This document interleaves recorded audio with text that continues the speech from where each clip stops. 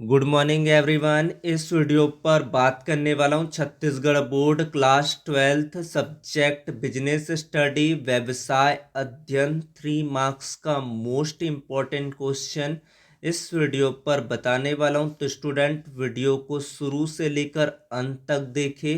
पूरी बातें इस वीडियो पर बताने वाला हूँ, कौन से क्वेश्चन से जो एग्ज़ाम पर आएंगे। तो लेट्स स्टार्ट द वीडियो। और डाउट हो तो कमेंट पर मैसेज करें what you need on the comment right on. Category of one पर कौन सा क्वेश्चन है? Of nature of significance of management, प्रबंध की प्रकृति एवं महत्व, ये चैप्टर का नाम है। इसमें क्या क्या क्वेश्चन है जो 3 मार्क्स में पूछे जा सकते हैं? तो प्रबंध के 3 स्तर होते हैं, उच्च स्तरीय, मध्यम स्तरीय और एक होता है आपका निम्न स्तरीय या पर्यवेक्षकीय स्तर कहते हैं। तो उच्च स्तरीय में इसका फंक्शन क्या होता है? उद्देश्य को निर्धारित करना, नीतियां बनाना। जो उद्देश्य को सेटिंग करते हैं या फ्रेमिंग ऑफ द पॉलिसीज करते हैं, वो टॉप लेवल का काम होता है। मध्य स्तरीय में नीतियों की व्याख्या करना, कर्मचारियों का चयन करना और सहयोग बनाना, ये कार्य होता है मध्य स्तरीय पर। फिर है आपका सुपरवाइजरी लेवल में क्या होता है? श्रमिकों की समस्याएं सुनना, कार्यस्थल सुरक्षा और गुणवत्ता सुनिश्चित करना। तो इसमें आपको ये पढ़ना है इस टॉपिक को, लेवल ऑफ मैनेजमेंट को एंड उनके फंक्शन को। 3 मार्क्स में ये मोस्ट इम्पॉर्टेंट क्वेश्चन है। फिर है आपका अगला type of the question, nature of management. ये भी बहुत इम्पोर्टेंट रहने वाला है। सबसे पहले कोई भी आंसर का हेडिंग बनाना प्रॉपर है। हेडिंग बन जाता है तो उसके बारे में क्या लिख सकते, व्हाट यू राइट, ये सोचना है। तो सबसे पहला है प्रबंध की प्रकृति या प्रबंध की विशेषताएं। गत्यात्मक प्रक्रिया, adopt itself to changing environment, technology, fashion, बदलते माहौल जैसे तकनीक, फैशन के साथ खुद को परिवर्तित करना। सेकंड होता है आपका उद्देश्य प्रधान, लक्ष्यों को प्राप्त करने के लिए कार्य करना। ये प्रबंध का क्या होता है? मेन ऑब्जेक्ट होता है। यहीं पर नेचर ऑफ ऑब्जेक्ट भी बात करेंगे तो भी यही है। फिर है इंटेंजिबल फोर्स, यानी कि अदृश्य शक्ति, इसे देखा नहीं जा सकता, केवल परिणामों से महसूस किया जा सकता है। तो ये कैटेगरी 2 का क्वेश्चन है, ये भी क्वेश्चन की पॉसिबिलिटी है। फिर बात करेंगे आपके प्रबंध के सहायक कार्य। प्रबंध के कार्य और प्रबंध के सहायक कार्य, ये इम्पोर्टेंट रहने वाला है। तो सहायक कार्य में क्या क्या आपको पॉइंट याद रखना है? नवाचार, पहले क्या लिख सकते हैं? ज़्यादा डिटेलिंग लिखना नहीं होता है। 3 मार्क्स के क्वेश्चन पर हेडिंग बनाएं और उस हेडिंग के बारे में कम से कम 2 लाइन या 3 लाइन लिखने का प्रयास करेंगे। इनोवेशन, इंट्रोड्यूसिंग न्यू प्रोडक्ट और मेथड, यानी कि नई वस्तुएं या तरीके लाना, ये कहलाता है नवाचार। फिर है निर्णयन, विकल्पों में से सर्वश्रेष्ठ को चुनना, ये मैनेजमेंट का काम होता है। फिर है संप्रेषण, विचारों और सूचनाओं का आदान प्रदान करना, ये संप्रेषण कहलाता है। कम्युनिकेशन कहलाता है, जिसमें कम्युनिकेट होगा, विचारों और सूचनाओं का आदान प्रदान होगा। ये होते हैं प्रबंध के ऑक्सिलरी फंक्शंस होते हैं। फिर बात करते हैं आपके प्रबंध के उद्देश्य, ये भी ऑब्जेक्टिव में पूछा जाता है। ऑब्जेक्टिव का मतलब होता है purpose, purpose of the management या ऑब्जेक्टिव ऑफ मैनेजमेंट, ये टॉपिक के अंतर्गत ये पूछा जा सकता है। प्रबंध के जो उद्देश्य होता है संगठनात्मक होता है। संगठनात्मक का मतलब होता है प्रबंध जो होगा वो लाभ कमाना, जीवित रहना और विकास करना, डेवलपमेंट लाना, ये इनका क्या है? ऑब्जेक्ट होता है। सामाजिक भी होता है, रोजगार देना प्रबंध में, पर्यावरण की रक्षा और उचित मूल्य, फेयर प्राइजेस पर ये डील करती है प्रबंध का उद्देश्य। फिर बात करें व्यक्तिगत कर्मचारियों को उचित वेतन और विकास के अवसर प्रदान करना, ये भी प्रबंध के ऑब्जेक्ट के अंतर्गत आता है। इस तरीके से आपको सोचना है इस कैटेगरी में क्या क्वेश्चन है, उनको किस तरह से how to read and how to solve a problem. Next of the question है यहाँ पर कोऑर्डिनेशन के ऊपर भी आ सकता है। ये लास्ट ऑफ द हेडिंग है इस चैप्टर पर, जो 3 मार्क्स के क्वेश्चन पर आ सकता है। एसेंस ऑफ द मैनेजमेंट, समन्वय प्रबंध का सार है, एक्सप्लेन कीजिए। इसमें तालमेल होता है पहला पॉइंट। तालमेल में bringing unity in the work of different department, विभिन्न विभागों के काम में एकता लाना, ये कोऑर्डिनेशन का काम होता है, कोऑर्डिनेशन होता है। कोऑर्डिनेशन में प्रबंध का दोनों के बीच की एक कड़ी होती है। फिर है आपका संघर्ष कम करना, विभागों के बीच झगड़ों को रोकना, ये समन्वय का काम होता है और ये प्रबंध के अंतर्गत ही आता है। फिर है निरंतर प्रक्रिया या प्रबंध के हर स्तर पर हमेशा जरूरी होता है, निरंतर कंटिन्यूअस प्रोसेस होता है। तो इस तरीके से आपको अपनी नोट्स को कंप्लीटेड करना है और इनके बारे में और भी आपको थिंकिंग लगा के समझ के इसको याद करना है। फिर बात करते हैं यहाँ पर बिजनेस एनवायरनमेंट, व्यावसायिक वातावरण से 3 मार्क्स के क्वेश्चन पर क्या आएगा।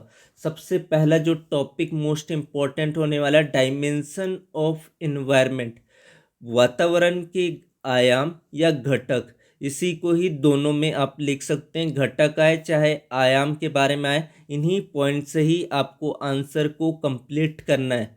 तो पहला है आपका सामाजिक, डायमेंशन में बात करेंगे जहाँ पर society, traditional festivals increase in demand during Diwali, सामाजिक परंपराएं, त्यौहार जैसे दिवाली पर मांग बढ़ना। तो ये होता है आपका बिजनेस इन्वायरमेंट में सोशल के बारे में। उसके बाद बात करें आर्थिक यानी कि इकोनॉमिक्स में क्या होता है, ब्याज दर, महंगाई, आय का स्तर, ये इसमें शामिल होते हैं। Interest rate, inflation, income level. फिर राजनीतिक में सरकार की स्थिरता और दृष्टिकोण, ये होता है बिजनेस इन्वायरमेंट को फैक्ट करती है। फिर है आपका टेक्नोलॉजिकल यानी कि तकनीकी, मशीनों और उत्पादन विधियों में बदलाव लाना, changes in machine and method of production. तो इस तरीके से मैंने यहाँ पर शॉर्ट में आपको एक्सप्लेनिंग किया है। इसी पॉइंट को आप याद करते हुए, क्योंकि यहाँ पर ज़्यादा डिटेल लिखना नहीं होता है, सिर्फ इस बारे में पता है कि नहीं पता है, उस तरीके से इस आंसर्स को कंप्लीट करना होता है। फिर आपका इंटरनल इन्वायरमेंट, आंतरिक वातावरण में क्या होगा जो व्यवसाय को नियंत्रण में होते हैं। Factor with control of business, यहाँ पर ऑब्जेक्टिव आता है यानी कि उद्देश्य, कंपनी का लक्ष्य क्या है और उस लक्ष्य को कैसे वो प्राप्त करेगा, ये आएगा इंटरनल वातावरण पर आएगा। नीतियाँ यानी कि काम करने के नियम क्या होंगे, कार्य करने का नियम क्या है और उस नियम में क्या क्या करना है, ये पॉलिसीज कहलाता है। फिर है आपका संसाधन यानी कि रिसोर्सेज में आपको इन्वायरमेंट में पता है कि मशीनें, पैसा, कर्मचारी, इन सब की आवश्यकता होगी। फिर बात करते हैं इम्पोर्टेंस ऑफ इन्वायरमेंट, वातावरण का महत्व बहुत इम्पोर्टेंट रहने वाला है। फर्स्ट मूवर एडवांटेज, प्रथम प्रस्तावक लाभ, अवसरों को पहले पहचान कर लाभ उठाना, इनके बारे में आपको एक्सप्लेनिंग करना है कि क्या होगा। वार्निंग सिग्नल, चेतावनी संकेत, खतरों जैसे कि नई प्रतियोगिता का पहले पता लगाना, यानी कि एक बिजनेस इन्वायरमेंट में क्या क्या चीज़ें हैं जिनको आपको यहाँ पर लिखना है। असिस्ट इन प्लानिंग, योजना में सहायक, यानी कि भविष्य की नीतियों का आधार आपको पता होना चाहिए कि क्या हो सकता है। उसके बाद ये भी क्वेश्चन आ सकता है, impact of government policies changes, क्योंकि बहुत इम्पोर्टेंट क्वेश्चन है। इम्पैक्ट आफ्टर 1991 के बाद का प्रभाव, यहाँ पर पहला जो पॉइंट है, प्रतियोगिता बढ़ी, इंक्रीज कंपटीशन बढ़ा क्योंकि ढील दिया गया, प्राइवेटाइजेशन हुआ, लिबरलाइजेशन को बढ़ावा मिला, तो इनसे क्या हुआ, प्रतियोगिता बढ़ी। फिर है जागरूक ग्राहक, ग्राहक अब अच्छी क्वालिटी मांगते हैं, क्वालिटी से कॉम्प्रोमाइज़ नहीं करते हैं। अब ग्राहक ये देखते हैं कि कौन सी चीज़ में गुणवत्ता बेहतर है। अब बात करते हैं तकनीकी अनिवार्य, पुरानी तकनीक अब नहीं चलती है, नई तकनीक ज़रूरी है। Old technology does not work any more. फिर है आपका, ये बहुत ही इंपॉर्टेंट क्वेश्चन रहने वाला है, चाहे वो 2 मार्क्स में हो चाहे वो 3 मार्क्स में हो। LPG यानी कि लिबरलाइजेशन, उदारीकरण, removing unnecessary restriction from trade, यानी कि व्यापार से अनावश्यक प्रतिबंध को हटाना उदारीकरण कहलाता है। उसमें से प्रतिबंध को हटाना, ये किसी भी तरीके का प्रतिबंध हो सकता है, टैरिफ हो सकता है और कुछ भी हो सकता है, तो उसमें ढील देना, नियमों में थोड़ा सा बदलाव लाना, ये उदारीकरण कहलाता है। प्राइवेटाइजेशन में क्या होता है कि किसी भी कंपनी को निजी हाथों में सौंपना, ये कहलाता है। सरकारी कंपनी को किसी निजी हाथों में सौंपना, ये कहलाता है निजीकरण कहलाता है। निजीकरण को बढ़ावा इसलिए दिया जाता है कि उस कंपनी का कुछ आगे प्रोग्रेस हो सके, इस तरीके से प्राइवेटाइजेशन किया जाता है ताकि वहाँ से इकोनॉमिक ग्रोथ निकाला जा सके। फिर है आपका वैश्वीकरण।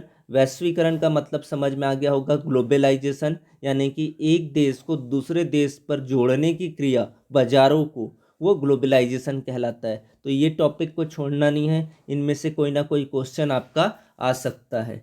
उसके बाद बात करेंगे आपका 7th चैप्टर, यहाँ से भी 3 मार्क्स के क्वेश्चन आएंगे। डायरेक्टिंग में कौन कौन से कंपोनेंट हैं इनको देखें और उस कंपोनेंट के बेस पर इसको कैटेगराइज करें। जो पहला टॉपिक है, रोल ऑफ सुपरवाइजर, और वीडियो को लाइक करें, शेयर करें, सब्सक्राइब करें चैनल को, और इसका PDF डाउनलोड करने के लिए व्हाट्सएप ग्रुप को भी ज्वाइन करना है। लिंक कम्युनिटी पोस्ट पर डिस्क्रिप्शन पर मिल जाएगा, वहाँ पर जाकर ग्रुप को ज्वाइन अवश्य करें। तो यहाँ पर क्या क्वेश्चन आ सकता है 3 मार्क्स में, सबसे पहले आपको समझना है डायरेक्टिंग में क्या होगा, कौन कौन से इंपॉर्टेंट क्वेश्चन बन सकता है। रोल ऑफ सुपरवाइजर, पर्यवेक्षक के कार्य, ये यानी कि लोअर लेवल से लिंक है। पर्यवेक्षक का कार्य क्या होता है, संपर्क सूत्र, मैनेजमेंट और वर्कर के बीच की संयोजी कड़ी को संपर्क सूत्र कहते हैं। इनके बीच में कोऑर्डिनेशन पॉइंट होती है। फिर है मार्गदर्शन, काम करने का सही तरीका बताना, गाइडेंस करना, मार्गदर्शन करना कि कैसे करना है, क्या होगा, ये सारी चीज़ों को मार्गदर्शन किया जाता है सुपरवाइजर के द्वारा। अनुशासन, कार्यस्थल पर नियम बनाए रखना और उसको फॉलो अप करना, ये कहलाता है आपका डिसिप्लिन कहलाता है। तो इस कैटेगरी में आपको ये क्वेश्चन देखने को मिल सकता है। फिर है निर्देशन के सिद्धांत को पढ़ना है, प्रिंसिपल ऑफ डायरेक्टिंग, आदेश की एकता, यूनिटी ऑफ कमांड, एक कर्मचारी को एक ही बॉस से आदेश मिलना चाहिए। अगर मल्टीपल बॉस से अगर उसको आदेश मिलता है तो वहाँ पर क्या होगा, कन्फ्यूज़न क्रिएट होगा, वर्क में भी डिस्टर्बेंस क्रिएट होगा। इस तरीके से आपको यहाँ पर इसको एक्सप्लेन करना है। मैक्सिमम कंट्रीब्यूशन, यानी कि निर्देशन के सिद्धांत में अधिकतम योगदान, कर्मचारी को पूरी क्षमता से कार्य करने के लिए प्रेरित करना, हाँ तुम कर सकते हो, ये डायरेक्शन का काम होता है। उसमें पूरा डायरेक्टिंग आता है कि उसको हम कैसे डायरेक्टिंग करें। फिर है नेतृत्व, सही राह दिखाना और मार्गदर्शन करना, गाइडेंस, सबऑर्डिनेट डायरेक्टली, ये आपको लीडरशिप में आ सकता है। लीडरशिप की डेफिनेशन भी पूछा जा सकता है। यही क्वेश्चन लोग को कन्वर्ट ऑफ द 2 मार्क्स के क्वेश्चन पर 3 मार्क्स पर ये होता है कि थोड़ा सा एक्सप्लेनिंग पर फोकस ज़्यादा किया जाता है बोर्ड एग्जाम पर, तो एक्सप्लेनेशन को थोड़ा सा स्ट्रॉन्ग करें। यहाँ पर निर्देशन के कार्य और महत्व दोनों ही एक ही आपके हेडिंग के अंतर्गत आएंगे। इम्पोर्टेंस एंड फंक्शन, निर्देशन के कार्य और महत्व, तो यहाँ पर पहल करना, इनिटिएट एक्शन, यानी कि कन्वर्ट प्लान इनटू एक्शन, यानी कि तुम्हारे पास योजना बन चुका है, योजनाओं को काम में परिवर्तित करना और उसे ऊंचाई पर ले जाना, ये क्या होता है आपका पहल करना, यानी कि स्टार्टिंग, इनिशिएटिंग करना। आपने कुछ सोचा है तो उसको कंटिन्यू करते रहिए, तो ये डायरेक्टिंग के पार्ट्स पर आएगा। समन्वय, कर्मचारियों के प्रयासों को जोड़ना, इंटीग्रेटेड एम्प्लॉयज़ एफर्ट। फिर है आपका एडॉप्टिंग टू चेंज, परिवर्तन करना, नई चुनौतियों और बदलावों के लिए तैयार रहना, ये निर्देशन के कार्य होते हैं। अगर कोई चुनौती है तो उस चुनौती को कैसे पार करेंगे, ये थिंकिंग होनी चाहिए। फिर बात करते हैं आपकी लीडरशिप। लीडरशिप का भी क्वेश्चन आपकी क्वालिटीज़, यानी कि लीडरशिप की आपकी क्वालिटीज़ लिखिए। संचार कौशल, यानी कि लीडरशिप में उनमें संचार कौशल होता है, यानी कि बातचीत करने का तरीका, किससे क्या बात करना है, कैसे करना है, बातचीत में अपन को कौन सी बातों को सामने में रखना है, ये सारी चीज़ें आ जाती कम्युनिकेशन पर। पहल क्षमता, आपने कुछ चीज़ों को सोच लिया है तो अब उसको कैसे करेंगे, क्या होगा, ये सारी चीज़ें आ जाती है। आत्मविश्वास, कोई भी चीज़ों में अगर आत्मविश्वास की कमी है तो उसको लीडरशिप नहीं कहेंगे। लीडरशिप का मतलब होता है नेतृत्व करना, यानी कि आत्मविश्वास से भरपूर होना चाहिए कि हाँ रिजल्ट जो भी हो, whatever want to do. फिर है आपका function, influencing other to work voluntary, यानी कि दूसरों को प्रभावित करना ताकि वे स्वेच्छा से काम करें। यहाँ पर मोटिवेट करना बहुत ज़रूरी है। फिर बात करते हैं आपके निर्देशन के तत्व, ये बहुत इंपॉर्टेंट क्वेश्चन रहने वाला है, जहाँ पर सुपरविजन, पर्यवेक्षण, काम की निगरानी, ओवर सीकिंग द वर्क, काम की निगरानी करना, कामों पर देखरेख करना, ये सारी चीज़ें सुपरविज़न पर आते हैं। मोटिवेशन, अभिप्रेरणा में क्या होता है, इसको इंट्रोड्यूस करना, इंस्पायर करना, क्यों नहीं हो पा रहे हैं, ये सारी चीज़ों को उसको एक्सप्लेन करो, तुम कर सकते हो, तुम्हारे में क्या है, करने की क्षमता है, एबिलिटी है, उसको मोटिवेट करना, अभिप्रेरित करना है। नेतृत्व, लीडरशिप, प्रभाव डालना, इन्फ्लुएंसिंग बिहेवियर, अपने अंदर जितने कम्युनिकेशन करोगे तो उनसे लीडरशिप की क्वालिटी आती है। ठीक है, तुम लीडर हो यानी कि तुम किसी कार्य को करवाने की क्षमता रखते हो, तुम्हारी कम्युनिकेशन स्किल बेहतर है, तो वो लीडरशिप के अंतर्गत आता है। फिर है संप्रेषण, बातचीत करना, बातचीत, एक्सचेंज ऑफ द आइडियाज़, तुम्हारे पास कोई विचार है तो दूसरे व्यक्ति के पास अपने विचारों को रखना, ये कहलाएगा कम्युनिकेशन। तो ये टॉपिक आपको छोड़ना नहीं है, ये पूरा पढ़ना है आपको। फिर है मार्केटिंग मैनेजमेंट, इससे आपका भी 3 मार्क्स का क्वेश्चन आने वाला है। विपणन प्रबंध, मार्केटिंग मैनेजमेंट, जहाँ पर लेबलिंग एंड पैकेजिंग का जो टॉपिक्स होने वाला है बहुत ही इम्पोर्टेंट होने वाला है। इसको सबसे पहले लेबलिंग एंड पैकेजिंग, यानी कि फंक्शन ऑफ लेबलिंग की बात करें, इन दोनों में से कोई भी टॉपिक आ सकता है, कोई भी प्रश्न आ सकता है सेट के अकॉर्डिंग। तो लेबलिंग के कार्य क्या होता है, जानकारी देना कि सामग्री, यानी कि जानकारी देना सामग्री का, उसका कीमत क्या है, यानी कि लेबलिंग में सारी चीज़ें होती है कि हाँ इसकी क्वांटिटी ये है, इनकी प्राइस ये है। जैसे आप टाटा नमक के बारे में सोचेंगे तो टाटा नमक की वहाँ पर लिखा रहेगा क्या क्या चीज़ इंटीग्रेटेड है और क्या उसकी प्राइस है। उसके बाद बात करते हैं यहाँ पर ब्रांड पहचान, तो ब्रांड की आइडेंटिफिकेशन होती है कि कौन सी ब्रांड का है। ऐसा है कि वहाँ पर टाटा लगा है तो वो टाटा का ब्रांड है, कुछ और लगा है तो वो कुछ और का ब्रांड होगा। ब्रांड की पहचान होती है, ब्रांड ऑफ द आइडेंटिफिकेशन होता है। लीगल वार्निंग भी होता है, कानूनी चेतावनी दिया होता है कि आप उसका दोबारा उपयोग नहीं कर सकते, उस कंपनी के ब्रांड का, उनकी क्वालिटीज़ का, ये सारी चीज़ों को देखा जाता है लेबलिंग के अंतर्गत। फिर पैकेजिंग की बात करेंगे, पैकेजिंग में यह देखा जाता है सुरक्षा, प्रोटेक्शन, पैकेजिंग करेंगे तो टूटना फूटना नहीं चाहिए, प्रोटेक्शंस होने चाहिए उसमें। फिर प्रमोशन एंड अट्रैक्शन, ग्राहकों को लुभाना, जैसे कि कोई चीज़ आती है तो उसमें 20% ऑफ है, ये सारी चीज़ें वहाँ पर लिखा जाता है। ये सब चीज़ों को ग्राहकों को अट्रैक्ट करने के लिए किया जाता है। सुविधा, लाने ले जाने में सुविधा होनी चाहिए, ऐसे पैकेजिंग को किया जाता है, उसको कवरिंग किया जाता है, ये सारी चीज़ आ जाती है। फंक्शन ऑफ मार्केटिंग, विपणन के कार्य लिखना है, ये बहुत इंपॉर्टेंट रहने वाला। बाजार अनुसंधान, बाजार अनुसंधान का मतलब होता है मार्केट रिसर्च, यानी कि ग्राहक की ज़रूरत को समझना, ग्राहक की ज़रूरत क्या है और उस ज़रूरत के अनुसार अपने बाजार के रूप में परिवर्तन लाना, ये आपके बाजार अनुसंधान में आएगा। प्रमापीकरण यानी कि ग्रेडिंग एंड स्टैंडर्डाइजेशन, वस्तुओं की क्वालिटी के अनुसार बांटना। Sorting goods based on quality. फिर है प्राइस, मूल्य निर्धारण, सही कीमत को तय करना, तभी आप मार्केटिंग सही तरीके से कर सकते हैं। अगर एक की प्राइस आपने हाई सेट कर दिया है तो हाई सेट करेंगे तो अब उसके लिए उनको बेच पाना थोड़ा सा टफ होगा। फिर बात करेंगे ऑब्जेक्टिव ऑफ मार्केटिंग के। विपणन के उद्देश्य क्या होते हैं? ग्राहक संतुष्टि, ज़रूरतों को पूरा करना, ये होता है विपणन के उद्देश्य। मार्केटिंग के उद्देश्य होता है ग्राहक संतुष्ट होना चाहिए, अगर कोई सामान वो परचेज कर रहे तो उसको संतुष्टि मिलना चाहिए। अर्निंग प्रॉफिट, बिक्री बढ़ाकर लाभ कमाना, ये मार्केटिंग का उद्देश्य होता है। उसमें सारी चीज़ें आ जाती है, एडवर्टाइजमेंट आ जाती है, सब चीज़ें आ जाती है और बिक्री को बढ़ाकर वो अपने लाभ को बढ़ाता है।